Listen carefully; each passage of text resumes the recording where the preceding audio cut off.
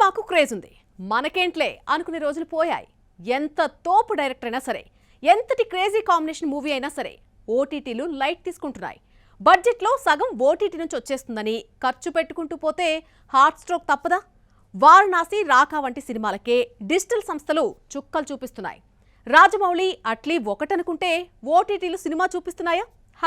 OTT పెడుతున్న ఆంక్షలు రోజు రోజుకు పెరిగిపోతున్నాయి. ఇవన్నీ భరించడం నిర్మాతల వల్ల కావడం లేదు. వాళ్ళు ఏం చెప్తే అది చేయాల్సిందే, తలాడించాల్సిందే, లేదంటే ఓటీటీ రైట్స్ తగ్గించేస్తారు. గతంలో క్రేజీ కాంబినేషన్ సెట్స్ పైకి రాగానే ఓటీటీ అయిపోయేవి. పోటీ పడి మరీ రైట్స్ పెంచేసి సొంతం చేసుకునేవి. కానీ ఇప్పుడు సగం సినిమా పూర్తయినా ఓటీటీలు పట్టించుకోవడం లేదు. రాజమౌళికున్న క్రేజ్ అంతా ఇంత కాదు. మహేష్ తో తీస్తున్న వారణాసి పాన్ ఇంటర్నేషనల్ మూవీగా రిలీజ్ అవుతున్నా పాన్ ఇండియాకు ఇచ్చే డబ్బులు కూడా ఓటీటీలు ఇవ్వడం లేదు. ఓటీటీ ఉంది కదా అని సినిమాపై ఇప్పటికే 1300 కోట్లు పెట్టేశారు. ఎలా లేదన్నా 500 కోట్లు ఓటీటీ నుంచి వస్తుందని మేకర్స్ అంచనా వేస్తే సగం రావడం కూడా గగనమైపోతుంది. వారణాసికి ఉన్న క్రేజ్ ను దృష్టిలో పెట్టుకుని ఓటీటీ రైట్స్ ను 500 కోట్లకు అమ్మాలనుకున్నారు నిర్మాతలు. అయితే ఈ రేటుకు ఒక్క డిజిటల్ సంస్థ కూడా ముందుకు రాకపోయేసరికి 350 కోట్లకు మేకర్స్ దిగారు. అయినా డిజిటల్ సంస్థలు పట్టించుకోలేదు. ఎట్టకేలకు 250 కోట్లకు ఓటీటీ బిజినెస్ జరిగేట్టు కనిపిస్తుంది. ఓటీటీలు పెడుతున్న ఈ ఆంక్షలను తట్టుకోవాలంటే నిర్మాతల ముందున్న దారి ఒక్కటే. బడ్జెట్ తగ్గించుకోవడం తప్ప చేయగలిగింది ఇంకేమీ లేదు. చిన్న హీరోల నుంచి స్టార్స్ వరకు అందరూ చేయాల్సింది ఇదొక్కటేనా? మోస్ట్ సక్సెస్ఫుల్ డైరెక్టర్ చిరంజీవితో మనశంకర్ వరప్రసాద్ తీస్తే ఓటీటీ నుంచి 40 కోట్లు కూడా దక్కలేదు. ఓటీటీని నమ్ముకుని బడ్జెట్ పెంచుకుంటూ పోతే భారీ నష్టాలు ఖాయమని అనిపిస్తుంది. పుష్ప 2 అల్లు అర్జున్ కు పాన్ ఇండియా ఇమేజ్ తీసుకురావడంతో అందరి అటెన్షన్ రాకపోయినే బడ్జెట్ చూస్తే 1000 కోట్లు దాటిపోయింది.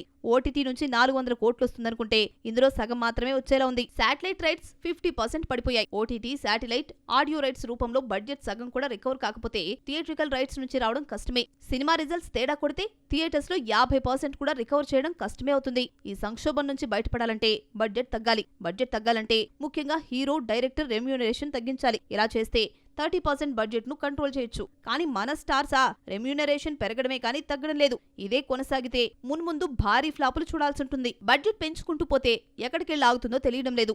ఓటీటీని నమ్ముకుని ఇష్టం వచ్చినట్లు పెట్టేస్తే రికవర్ అయ్యే పరిస్థితి ప్రస్తుతం లేదు. భారీ నష్టాలొస్తే డిస్ట్రిబ్యూటర్స్ తట్టుకోలేరు. బడ్జెట్ లిమిట్స్ లో ఉంచి సేఫ్ గేమ్ ఆడాలని చిరంజీవి గట్టిగా చెప్తున్నా ఆచరణలో మాత్రం సాధ్యం కావడం లేదు. సినిమా సూపర్ హిట్ అయిందని ఎలా చెప్పగలవంటే డైరెక్టర్ మొత్తం తన గ్రిప్ లో ఉంచుకుని అది బడ్జెట్ దాటనివ్వకుండా విత్ ఇన్ ది టైం చేయగలటం అనేది ఆ సినిమాకి అది మొదటి సక్సెస్.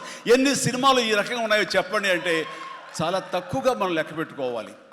ఆ రకంగా ఇది మొదటి విజయం సాధించింది. రెండో విజయం రేపు ప్రజల ముందు మీరు నిర్ణయిస్తారు ఎంత ఘన విజయం మీరు మాకు ఇస్తారు అన్నది. ప్రస్తుతం ఉన్న స్టార్ డైరెక్టర్స్ లో అనుకున్న బడ్జెట్ లో సినిమా తీసేది అనిల్ రావిపూడి ఒక్కడే. తక్కువ బడ్జెట్ తో ఎక్కువ లాభాలు తీసుకొస్తాడు. మనశంకర వరప్రసాద్ లో చిరంజీవి, నయనతార రెమ్యూనరేషన్ ఎక్కువ కావడంతో సినిమా బడ్జెట్ 150 కోట్లకు చేరింది. దీంతో సినిమాను ఎక్కువ రేటు 130 కోట్లకు అమ్మాల్సి వచ్చింది. అనిల్ మ్యాజిక్ వర్కౌట్ కావడంతో 177 కోట్లు కలెక్ట్ చేసింది. ప్రస్తుతం వెంకటేష్, కళ్యాణ్ రామ్ తో తీస్తున్న సినిమాను కూడా 6 నెలల్లో అనుకున్న బడ్జెట్ లో పూర్తి చేసి సంక్రాంతికి తీసుకొస్తున్నాడు.